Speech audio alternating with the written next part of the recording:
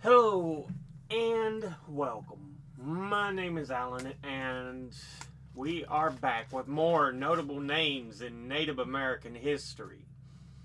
Today, we are looking at someone who is from the Shawnee peoples. Um, they were one of the Algonquian speaking native tribes. Um, their territory usually consisted of places like Kentucky, Ohio, Indiana, West Virginia. So, yeah. Um, in the 19th century, the U.S. federal government forcibly removed them under the 1830 Indian Removal Act to areas west of the Mississippi.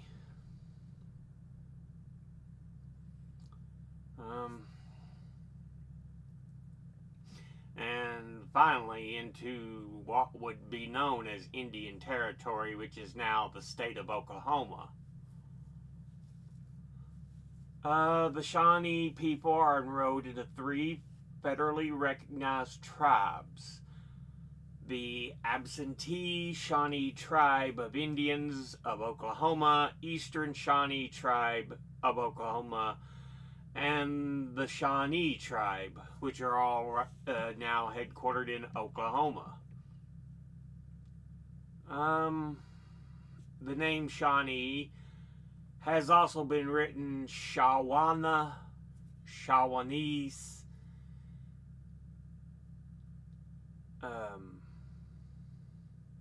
Individuals and singular Shawnee tribes may be referred to as Sawana, Sawanwa, and the collective people as Sawanwaki or Sawanuki.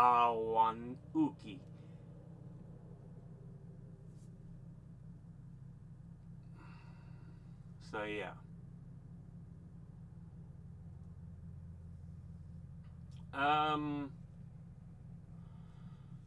They are descended from a group known as the Four Ancient Cultures. And they were around from 1000 to 1650 AD. But the Four Ancient Culture itself was believed to have descended from the Hopewell, which was around 100 BC to 500 AD. But, yeah, and then eventually they became what's known as the Shawnee peoples. Now, I wanted to give you kind of an introduction to the Shawnee because today we're talking about a Shawnee individual,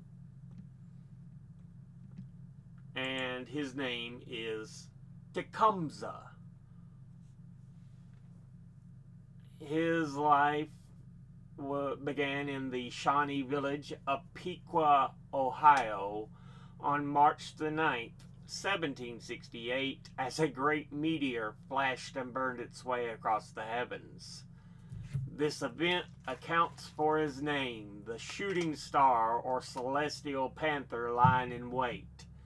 Tecumseh grew to be a famous warrior and dynamic orator, and these skills, paired with his belief that the white man would never rest until all American Indians were dispossessed, unfortunately he was right, made him a powerful and influential force.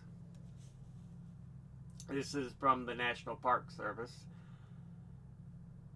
Tecumseh conceived of an alliance of all remaining native people from Canada to the Gulf of Mexico, From the prairies to the Midwest and the swamplands of Florida, all Indian people would set aside their ancestral rivalries and unite into a single movement to defend their culture, their homelands, and their very lives. Providing spiritual impetus for Tecumseh's movement was the teaching of his younger brother, Tenskwatawa,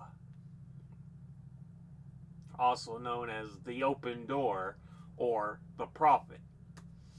In 1808, the Shawnee brothers established a new capital on the banks of the Wabash and Tippecanoe rivers, while Tecumseh traveled extensively in an effort to build his alliance. In the summer of 1811, Tecumseh traveled south to meet with the Creek, the Chickasaw, and Choctaw peoples. The Shawnee leader had promised a sign of his power, and as he arrived in Alabama, a huge comet appeared, brightening the skies and fading after his departure. Then, shortly after he left for Prophetstown, a series of violent earthquakes arched out of the epicenter in southeastern Missouri to destroy lives and property throughout the Midwest and South. In the minds of the Creek and many others, Tecumseh had made good on his promises. I think right along that area there between Missouri and Tennessee, that along that area is the New Madrid fault line. So yeah, earthquakes can occur there. So that's interesting. Meanwhile, growing tensions between the U.S. and Britain exploded into war. Tecumseh saw the War of 1812 as his final opportunity to construct an independent Indian nation. He journeyed to Canada on July of 1812 and forged an alliance with the British. General Isaac Brock placed Tecumseh in command of all Native American forces, and the understanding that the British and natives, if they were victorious, the Old Northwest would comprise an independent native nation under British protection. Despite a number of victories, his partnership turned fatal on October the 5th, 1813, at the Battle of the Thames River, outnumbered 3-1 by General William Henry Harrison's army. William Henry Harrison, of course, would become president eventually. The Indian and British forces were overwhelmed without fortifications and ultimately doomed. Tecumseh's vision of a unified Native American homeland was never fully realized. Within 35 years of Tecumseh's death at Moravian Town, many native nations east of the Mississippi River were forcibly relocated. But today, the great Tecumseh is still revered for his intelligence, leadership, and military skills, and honored throughout North America. Let's see. He was Shawnee leader. He was born, it says, on the Scioto River in Ohio, March 9th, 1768. And died at Chatham, Kent, in Canada on October 5th, 1813.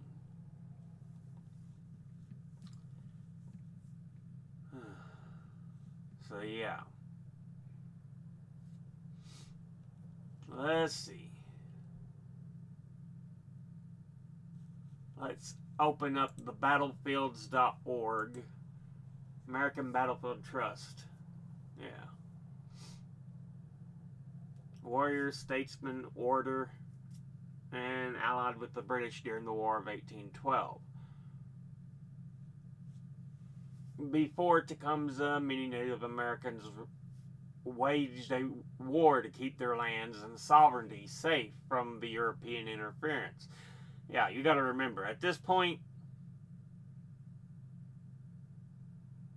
America is soon, when he's born, America is soon to become an independent nation, because we gain independence 1776, or at least declare our independence.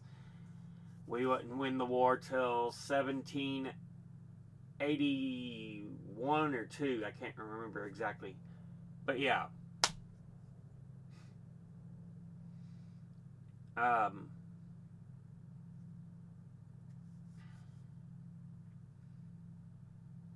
But anyway. And when he goes to fight with the British in the War of 1812, I think it was Madison who was president at that point. Yeah, because Dolly Madison had to run out of the White House as the proclamation that, she snuck out of the White House, taking I think it was a picture of George Washington with her.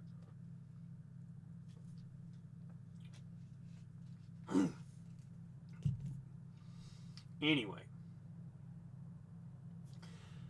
so the U.S. had that Atlantic seaboard more or less under their possession. And so the native tribes were quickly being pushed further and further west.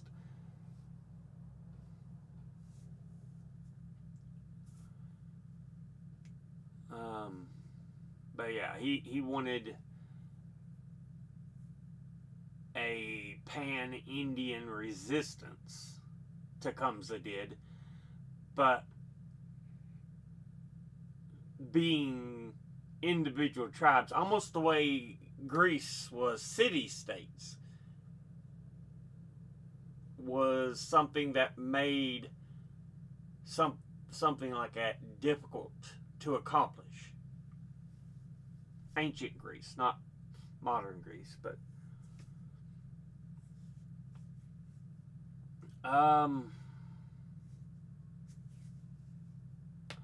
but he went to great length to recruit allies.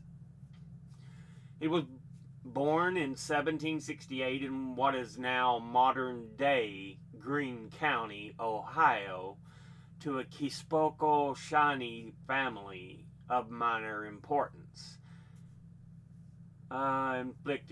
Experienced conflict with white settlers early on. His father, Puckshinwa, died in battle against Virginia militiamen in 1774. Yeah, remember. To tell you,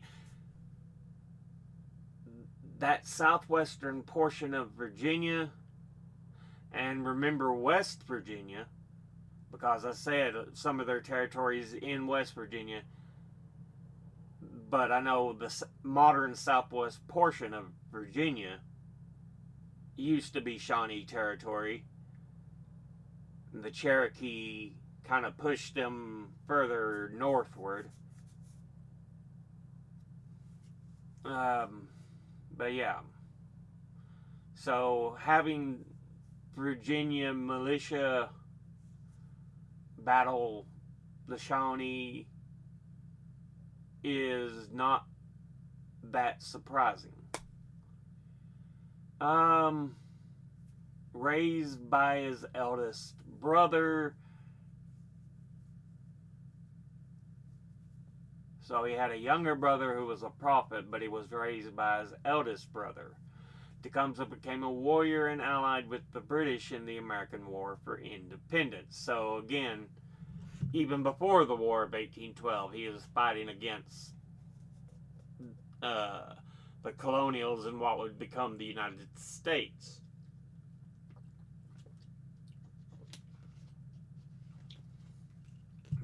By 1800, he had seen almost constant fighting since the age of 12 and participated in numerous conflicts with settlers and militia by the age of 15.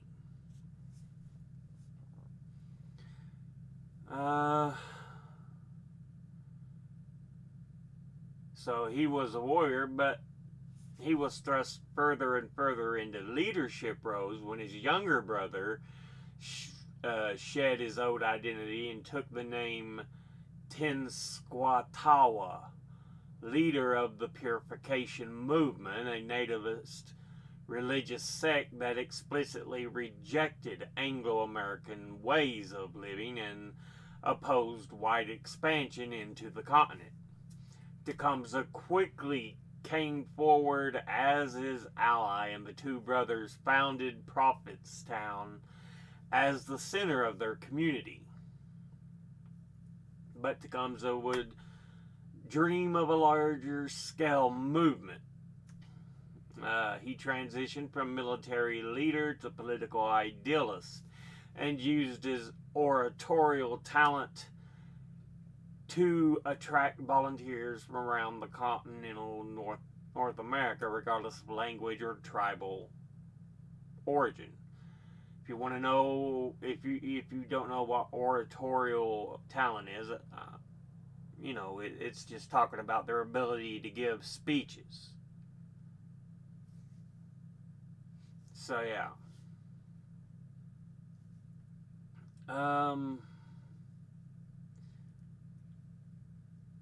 Some of his most passionate followers were Muskogee or Creek tribe members who are all the way down in modern day Alabama. And their language was a completely different one from the Algonquian Shawnee language Tecumseh spoke. So the Creeks would be encouraged by Tecumseh and begin a resistance movement called the Red Sticks, waging a war themselves against the U.S., which gives a sense of geographic and linguistic divides that Tecumseh was able to cross. In 1810, traditional leaders of the various tribes of the Great Lakes area had been encouraging peace and assimilation with the Americans, but Tecumseh argued that the U.S. had no claim on the Indiana Territory, allegedly arguing, sell a country? Why not sell the air, the great sea, as well as the earth? Did not the Great Spirit make them all for the use of his children? How can we have confidence in the white people? So yeah, and Tecumseh's confederacy of peoples from all different tribes would come to blows with the United States soon afterwards, with the troops in the territory led by William Henry Harrison.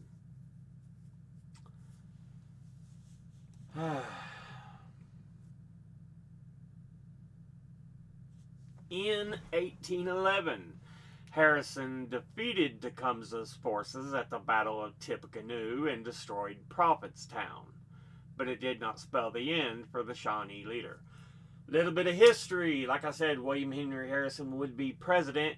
He had a nickname by people in the press. He was called Old Tippecanoe. That's what he was called when he was running for president, because of the battle of Tippecanoe. The full thing, his vice president was John Tyler. So it was old Tippecanoe and Tyler too. But of course, William Henry Harrison would die after spending just over a month in office. So yeah.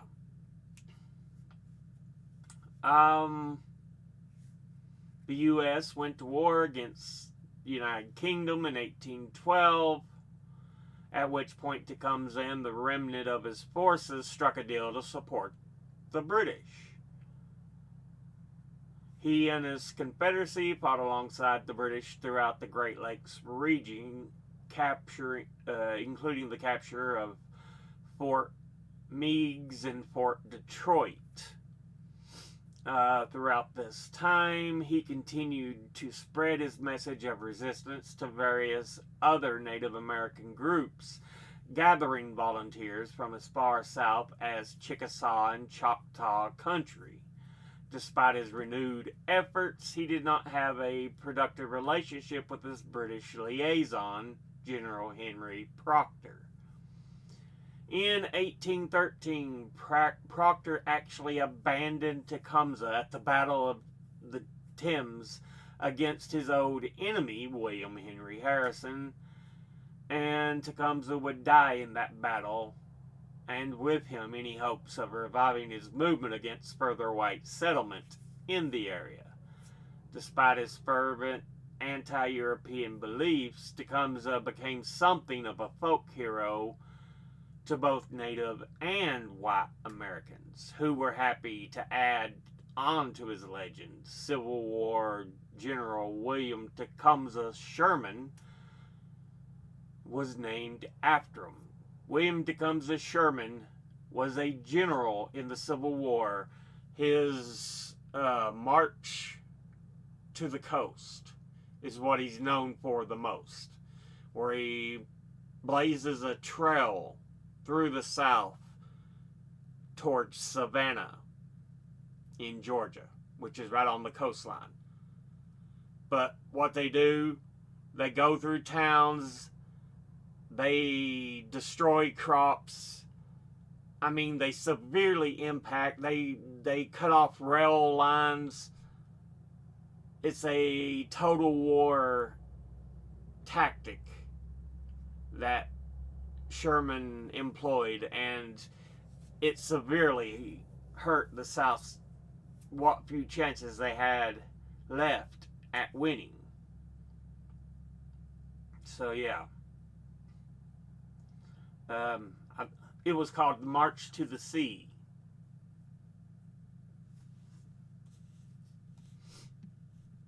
Let's see what else we got here.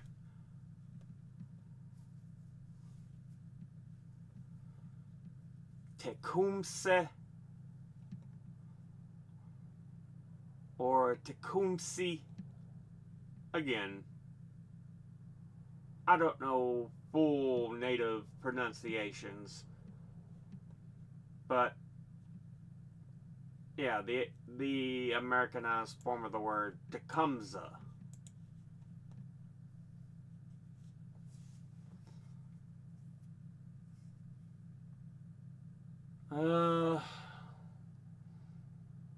Scioto River in what's modern day Chillicothe or Coth, Ohio, in Greene County, Ohio. Died near Moravian, which is current day Chatham, Kent, Canada.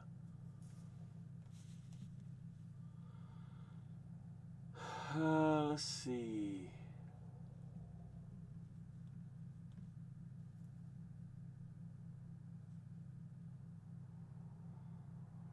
Looks like we went over most of that.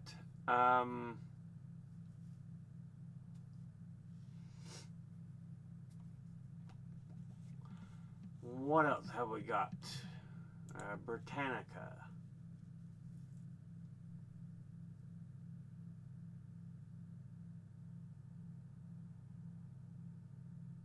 Oh, southeast of Old Chili, Chillicothe or Cough.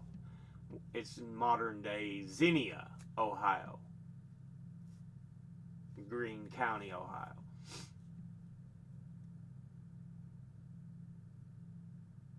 I was wondering where that Thames River was, because I know the Thames is actually the river that runs through London, England, but I'm like, he didn't go to England and fight. So it was kind of making me curious whenever I kept seeing the Thames. It, they named one in Canada after it. Okay.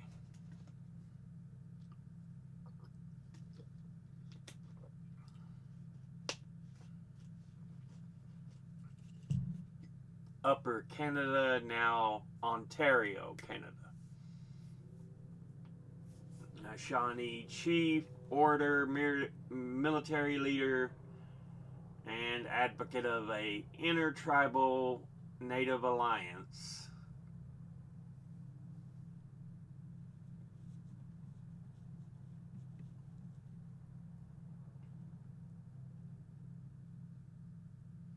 Is okay.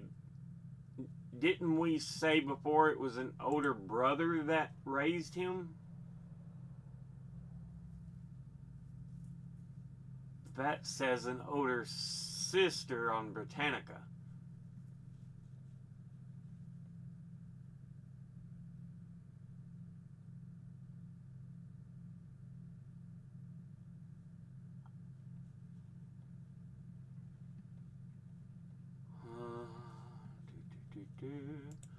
Might have been here. I was looking at. Father died.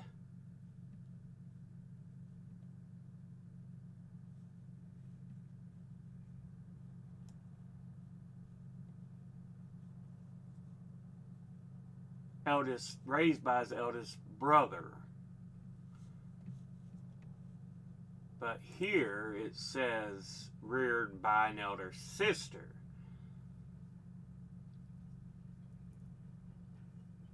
Tecumseh. Huh. So there's a bit of confusion on that, clearly.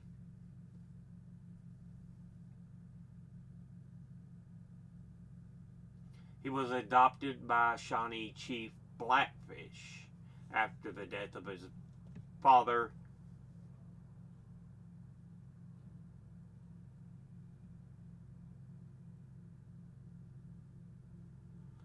Though he did have an elder brother who taught him woodcraft and hunting.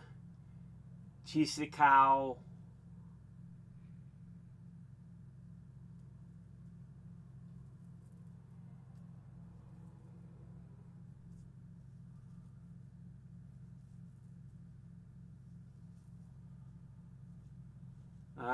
Chisikau Tecumseh saw him killed in an unsuccessful raid near Nashville, Tennessee in September of 1792.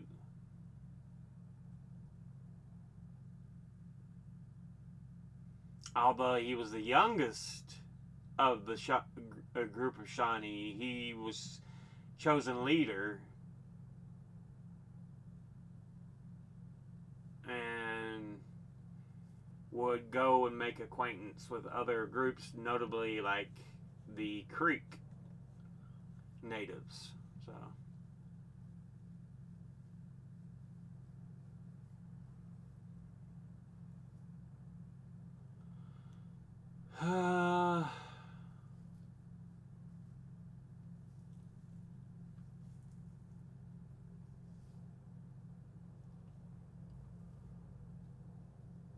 so yeah, before 1800, at the call of Blue Jacket, the Shawnee chief who was collecting a force to meet U.S. Army under Major General Anthony Wayne, Tecumseh returned to Ohio, where he directed the unsuccessful attack on Fort Recovery in June of 1794. On August the 20th, he led part of Blue Jackets' force when it was decisively defeated by Wayne at Fallen Timbers. There he saw another older brother, Sawasikau, killed.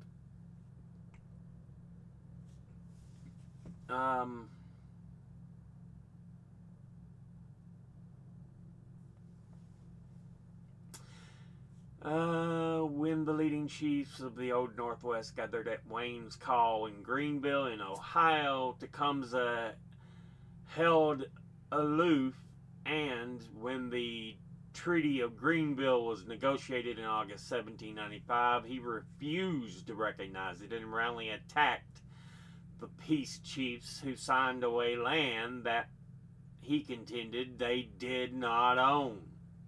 Land, he said, that was like the air and water, the common possession of all natives. This doctrine of communal ownership of land became the cornerstone of his policy.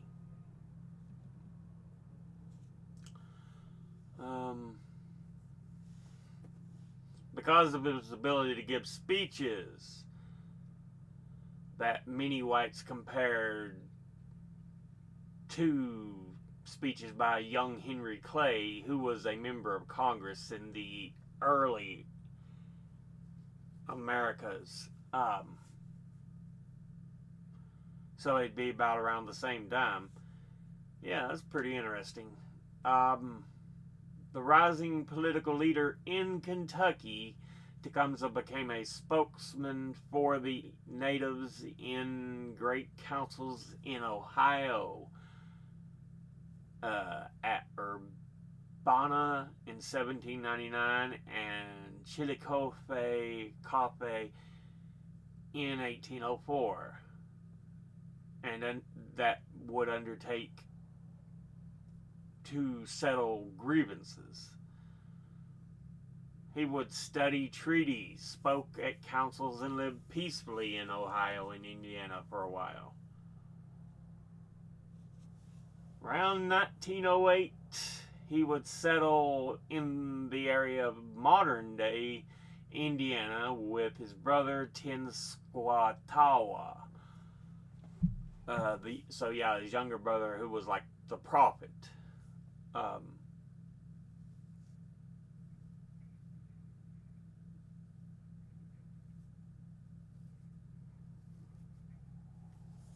Let's see.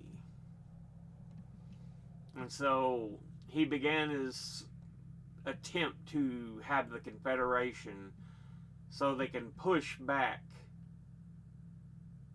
and try to protect their land. William Henry Harrison would be a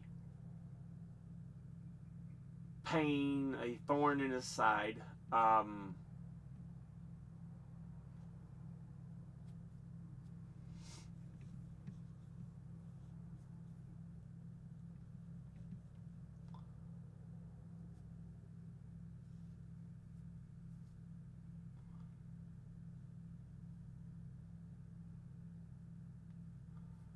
So yeah, when his brother was defeated at the Battle of Tippecanoe, lost his prestige, went to Canada, and ceased to be a factor, his followers dispersed, and he ceased to be a factor in Tecumseh's plans. And then the War of 1812. He had some pretty decent wins in capturing forts, but of course, in 1813,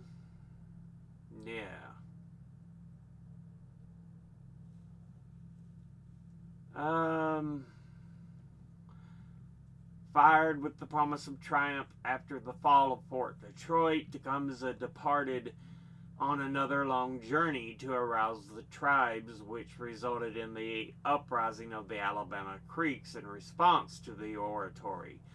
though the Chickasaws, Choctaws, and Cherokees rebuffed him.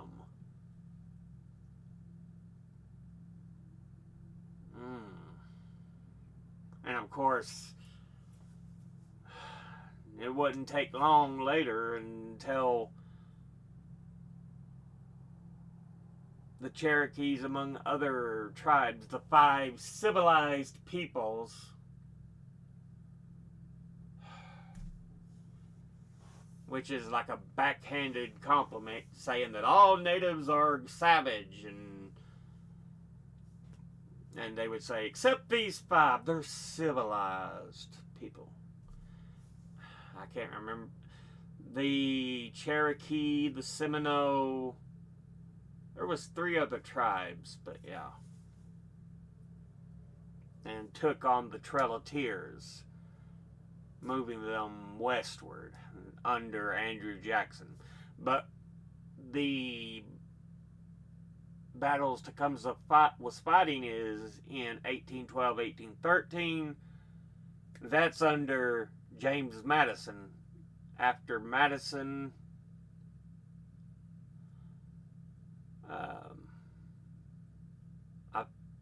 I can't remember if Monroe's before or after.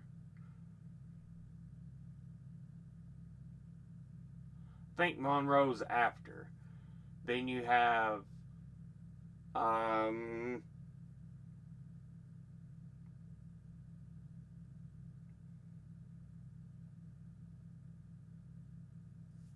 John Quincy Adams, and then Andrew Jackson.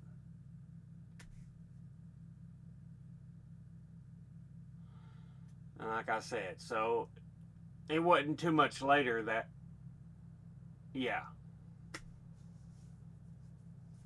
the Trail of Tears under Jackson would happen.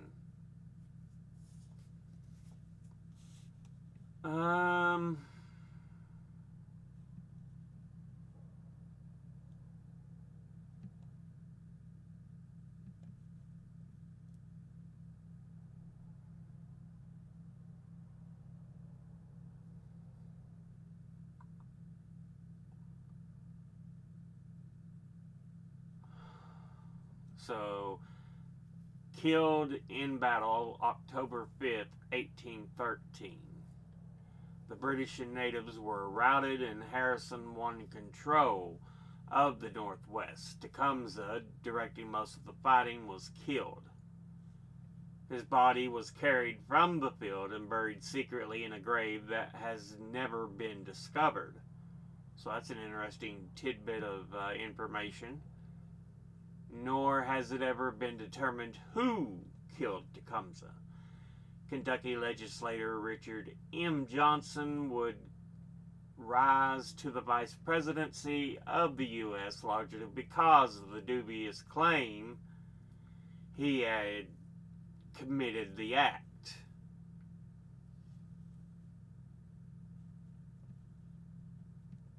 I wonder who he served under. 1837.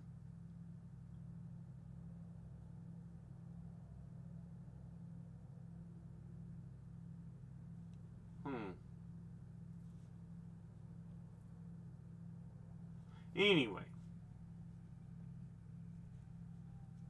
So yeah, that's Britannica. Let's look at Wikipedia here, see if they have any further information. Modern day Pequot.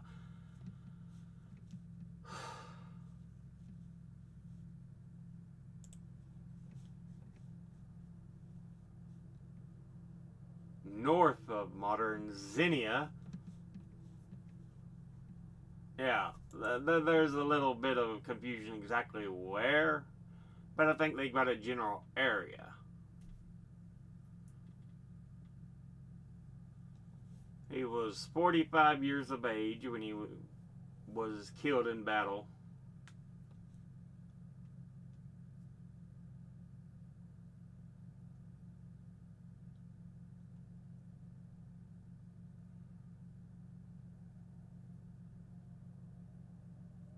Yeah, his father was killed at the Battle of Point Pleasant, which is modern day West Virginia.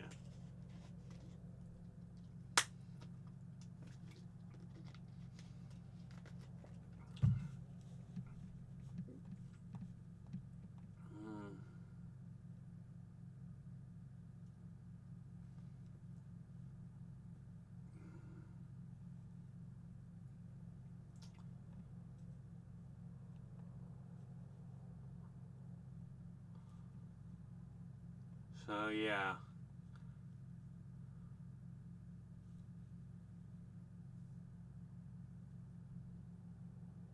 Okay, he was vice president under Martin Van Buren. I was like, I wonder who he was president under.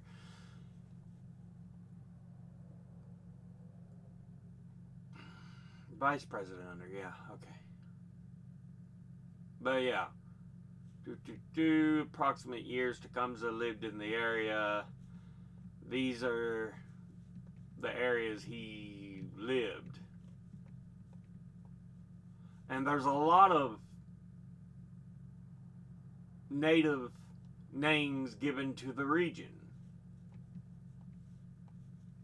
The Lenape, also called the Delaware peoples, the Wyandotte, the Ottawa, the Miami.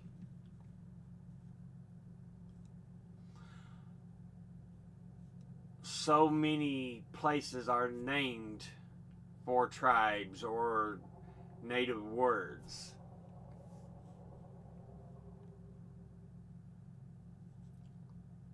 Like Muskingum, Maumee, Wabash, of course, Great Miami, Little Miami.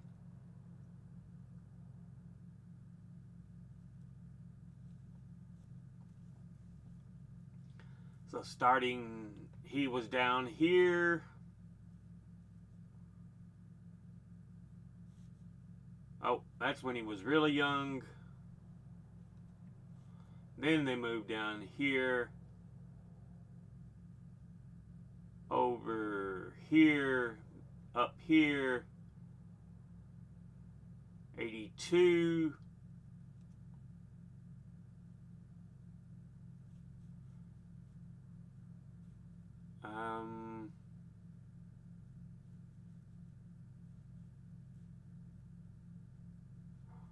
Stay down here for a bit.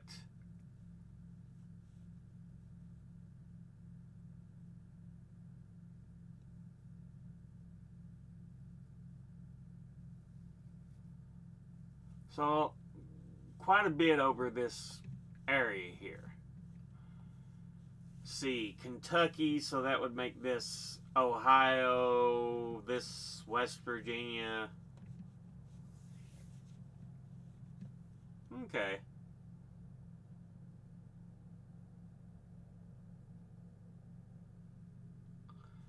Because I think Cleveland is right on Lake Erie.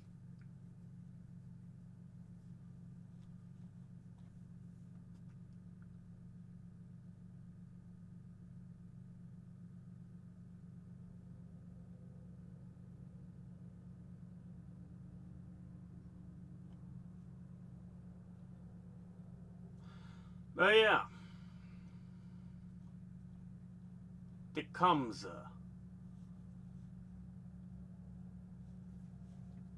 I think we'll go ahead and end that there. We got a good look at who Tecumseh was as an individual. But, as always, educate thyself. Think, read, study, learn. Someone tells you something you have trouble believing. Ask them to cite their sources. I'll be putting my links and sources in the description box below the video. Thank you all for watching. I'll see you all in the next one. Until then, later.